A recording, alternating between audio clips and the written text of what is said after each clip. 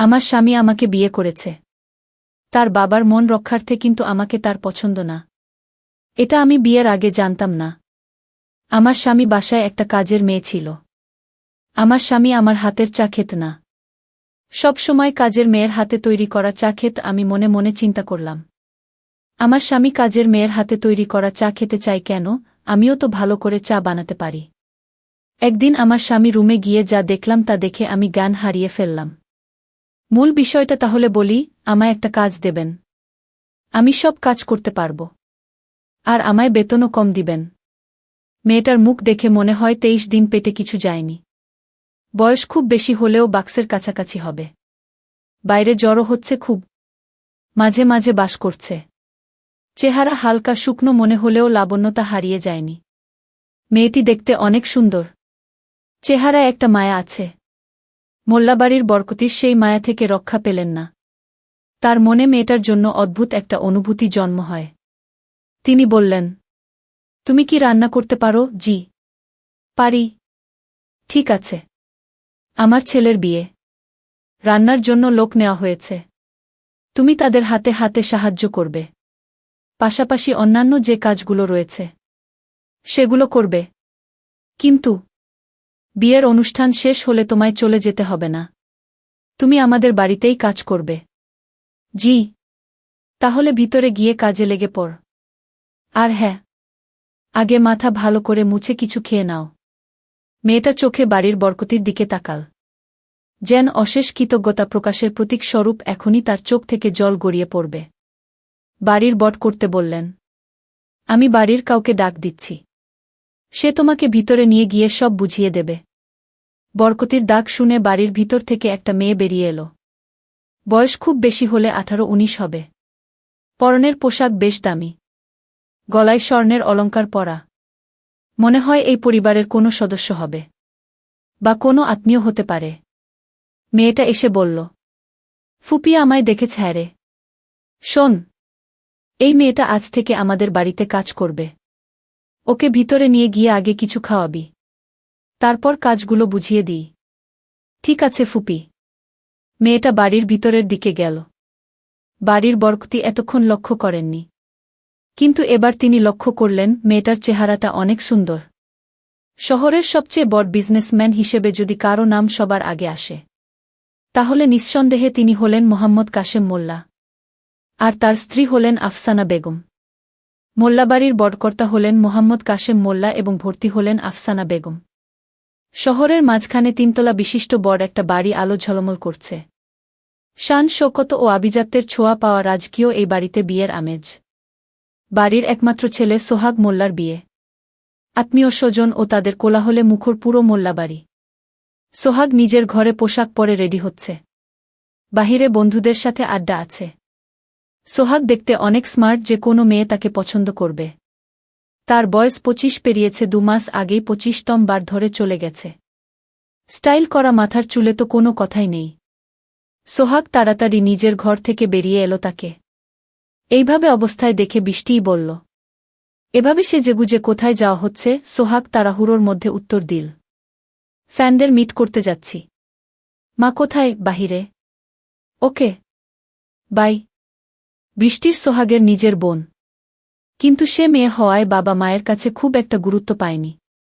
বৃষ্টির বিয়ে হয়েছে 2 বছর হল। সোহাগের মা আফসানা বেগম মানে বাড়ির বরকতি বাইরে বসে আছেন। বাড়ির বাইরে বসার একটা জায়গা রয়েছে, তিনি সেখানেই রয়েছেন। সোহাগ দিয়ে তাকে পিছন থেকে জড়িয়ে ধরে বলল, মা আমি একটু ফ্যানদের মিট করতে যাচ্ছি। আর 2 দিন পর তোমার বিয়ে। আজ আবার কিসের ফ্রেন্ড? সবাই তো এখানেই রয়েছে।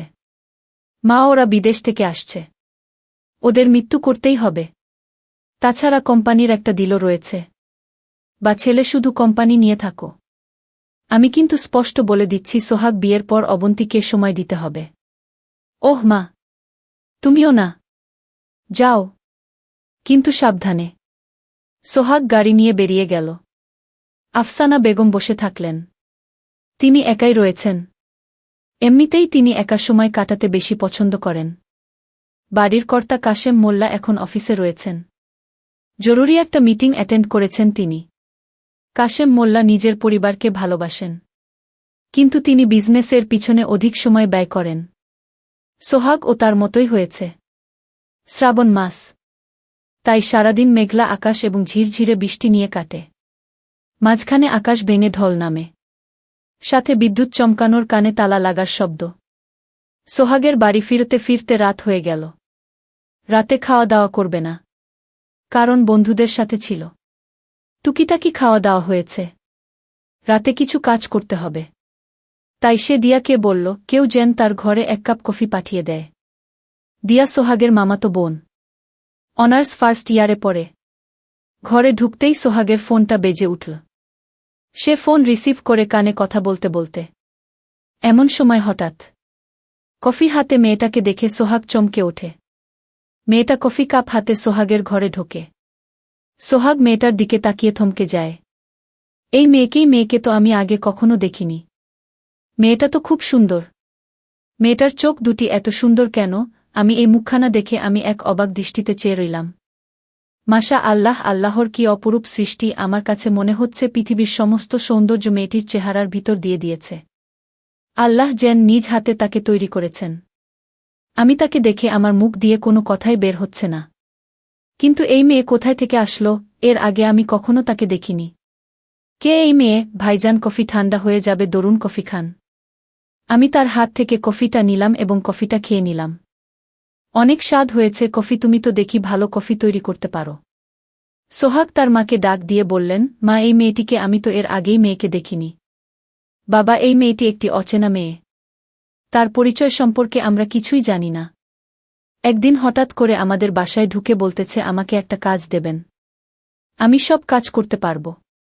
মেয়েটির কথায় এবং তার অসহায় দেখে আমরা তাকে বাড়ির কাজের মেয়ে হিসেবে স্থান দিয়েছি।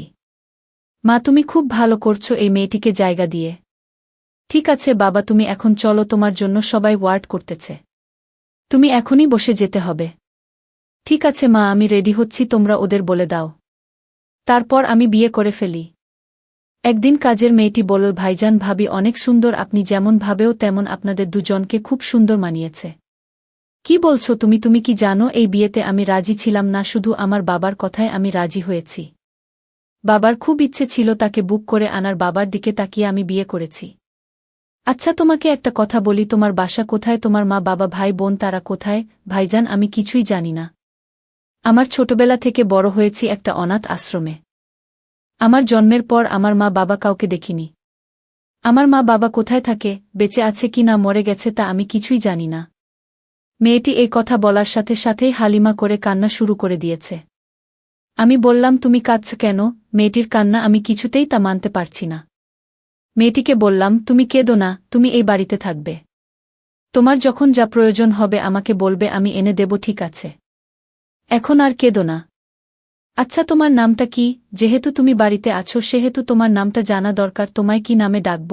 মেয়েটি বলল, দেখুন ভাইজান, আমার নাম অনাথ আশ্রমে সবাই মমিনা ডাকত। আচ্ছা ঠিক আছে, এখন থেকে তোমাকে মমিনা ডাকব। আচ্ছা যাও, এখন গিয়ে ঘুমাও। পরদিন সকালে দেখি ভাইজান ভাবের সঙ্গে কি নিয়ে যেন কথা কাটাকাটি করতেছে। আমি আড়াল থেকে শুনতে তাদের সব কথা শুনছিলাম। সোহাগ ভাইয়া বলছে, আমি তোমাকে বিয়ে করতে চাইনি। তোমার বাবা আর আমার বাবা আমাদের দিয়ে দিয়েছে। তুমি এসব কি বলছো? তার মানে তুমি আমায় পছন্দ করে বিয়ে করনি? না, আমি তোমাকে পছন্দ করে বিয়ে করিনি। আমার বাবার কারণে আমি তোমাকে বিয়ে করেছি। তাহলে তুমি আমায় বিয়ে করলে কেন? এখন আমার কি হবে, তোমার কি হবে তা আমি কিছুই জানি না। আমি ঘুমাতে গেলাম। এই বলে সোহাগ ভাইয়া তার রুমে ঘুমাতে গেল। আর ভাবি তার রুমে একা একা বসে কান্না করছে। আমি ভাবিকে জিজ্ঞেস করলাম, ভাবি তুমি কাঁদছো কেন? আর বলিস না তো, সোহাগ ভাই নাকি আমায় পছন্দ করে বিয়ে করেনি, বিয়ে করেছে তার বাবার জবরদস্তিতে। এখন আমি এই বাড়িতে থেকে কি করব, যেখানে আমার স্বামীর মর্যাদা পাব না? উঠতে বসতে নানা কথা বলবে, তা আমি কিছুতেই সহ্য করতে পারব না। মমিনা, এখন আমি কি করব? ভাবি, আপনি কোনো চিন্তা করবেন না, সব ঠিক হইয়া যাইব। সোহাগের দাঁত দিল, মমিনা তুমি আমার জন্য 1 কাপ চা বানিয়ে নিয়ে আসো। ঠিক আছে ভাবি, আমি চাই। ভাইজান চা বানিয়ে নিতে বলছে। ঠিক আছে যাও। নিজের বুকে রেখে কাজের মেয়েকে বলছে চা বানিয়ে নেওয়ার জন্য। হায়রে কপাল! কাজের মেয়েটি সোহাগের ঘরে চা নিয়ে গেল। ধন্যবাদ বস। এখানে মমিনা, তুমি জানো তুমি কতটা সুন্দর, তোমাকে আল্লাহ যেন তোমায় নিয়ে হাতে তৈরি করেছে। কি যে বলেন ভাইজান, আমাকে কি ভাবে কত সুন্দর? দূরের কথা বলো না, ওকে আমার ভালো লাগে না। ভাইজান, আমি যাই করি যাই বা আর কিছুক্ষণ বস। তোমাকে একটা কথা বলতে চাই। কি কথা ভাইজান? এই মুহূর্তে ডাক পড়ল, কাজের মেয়েটি কোথায় গেল? মা ডাকছে আমায়, আমি যাই। ঠিক আছে। এদিকে তার বিয়ে করা স্ত্রী বলল, আপনি নাস্তা করবেন না? নাস্তা করতে আসেন। সোহাগ তার উত্তরে বলল, আমার খিদে নেই, তুমি খেয়ে নাও।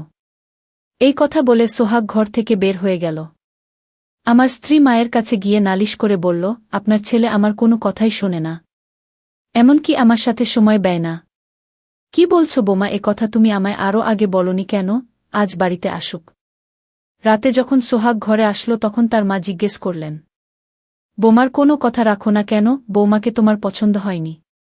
না না, তুমি তোমার বৌমাকে নিয়ে তুমি থাকো।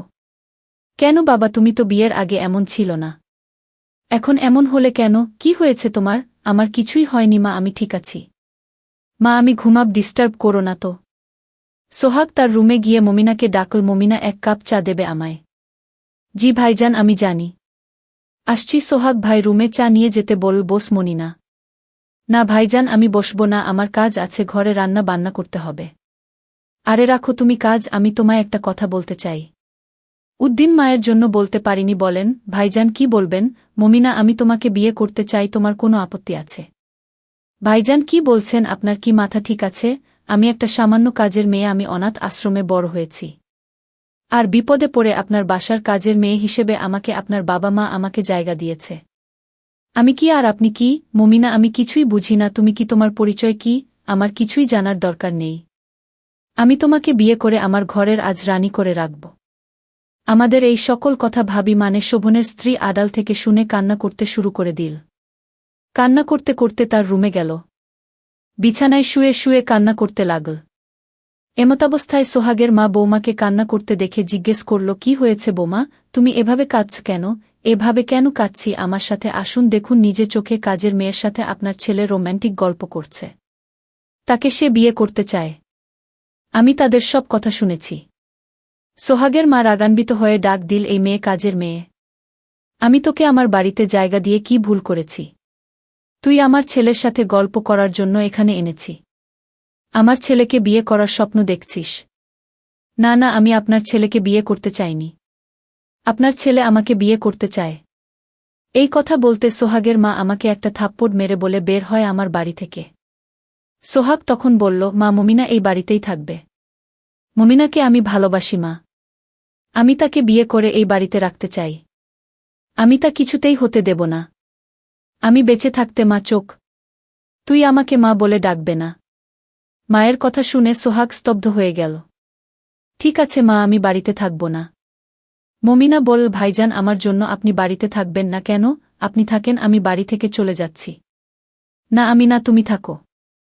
এই বলে সোহাগ চলে গেল। এদিন সোহাগ রাতে বাড়িতে ফেরেনি। মা তার বোমার রুমে গিয়ে বলল, সোহাগ আসছে। না মা, সোহাগ তো এখনও ফেরেনি। মমিনাকে ডাক দিয়ে বলল, সোহাগ কোথায়? আমি তো জানি না মা। পরের দিন সকালে লোকে বলাবলি করতে লাগল। এটাকে মাটিতে পড়ে রইল। কাছে গিয়ে দেখে, হায় হায়, তাতে মোল্লার ছেলে সোহাগ। ও এভাবে মাটিতে পড়ে রইল কেন? কাছে গিয়ে দেখেন সোহাগ দুনিয়াতে নেই। মহিলা পড়ে রয়েছে। আর তার হাতের মুঠোতে একটা চিঠি দেখতে পেল।